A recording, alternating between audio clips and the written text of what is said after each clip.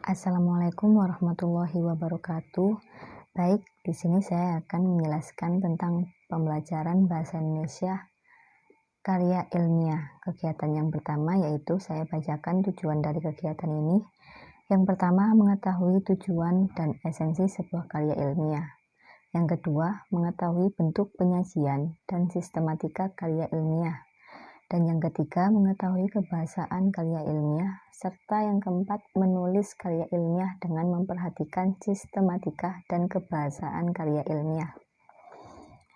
Langsung saja ke materi. Pengertian karya ilmiah. Di sini, karya ilmiah merupakan karya tulis yang dibuat dengan prinsip-prinsip ilmiah. Sedangkan menurut KBBI, karya ilmiah adalah karya tulis yang dibuat dengan prinsip-prinsip ilmiah berdasarkan data dan fakta, baik secara observasi, eksperimen, dan kajian pustaka. Karya ilmiah ini merupakan salah satu jenis karya tulis yang berisi berbagai informasi. Informasi tersebut merupakan hasil pengamatan penelitian. Karya tulis disusun dengan metode ilmiah, yakni metode yang berdasarkan cara berpikir yang sistematis dan logis. Karya ilmiah menyajikan masalah-masalah yang objektif dan faktual. Maksudnya di sini yang dimaksud sistematis yaitu susunan teks itu teratur dengan pola yang baku, dimulai dengan pendahuluan, diikuti dengan pembahasan, dan diakhiri dengan kesimpulan. Dan logis di sini berarti isinya dapat dipahami dan dibenarkan oleh akal sehat, antara lain didasari oleh hubungan sebab dan akibat. Lalu yang dimaksud objektif yaitu pernyataan-pernyataan yang didasarkan pandangan umum, tidak didasari pandangan pribadi penulis semata. Dan yang terakhir yaitu yang dimaksud faktual merupakan kebenaran di dalamnya berdasarkan kenyataan yang sesungguhnya, tidak imajinatif. Selanjutnya yaitu tujuan dari penulisan karya ilmiah. Nah, anak-anak, yang tadi itu merupakan esensi dari karya ilmiah. Jadi kalian sudah tahu kan apa yang dimaksud karya ilmiah itu. Selanjutnya kita akan masuk pada tahapan tujuan penulisan karya ilmiah. Di sini tujuan penulisan karya ilmiah terdapat berbagai macam ya. Yang pertama, karya ilmiah bisa menjadi wahana untuk melatih ide. Jadi, dengan membuat karya ilmiah, ide-ide yang bermunculan di otak kita, ide-ide kreatif itu nanti akan terasa sendiri, melatih ide kita untuk bisa membuat sebuah karya penelitian yang dimaksud karya ilmiah ini. Lalu bisa menjadi wahana transformasi pengetahuan antara sekolah dan masyarakat.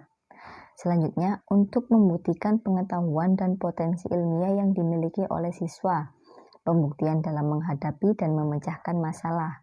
Dalam karya ilmiah ini, kita bisa memecahkan masalah dengan cara melakukan observasi penelitian-penelitian itu, lalu mengumpulkan berbagai bukti sehingga permasalahan itu dapat diselesaikan dan mengetahui jawaban dari permasalahan itu.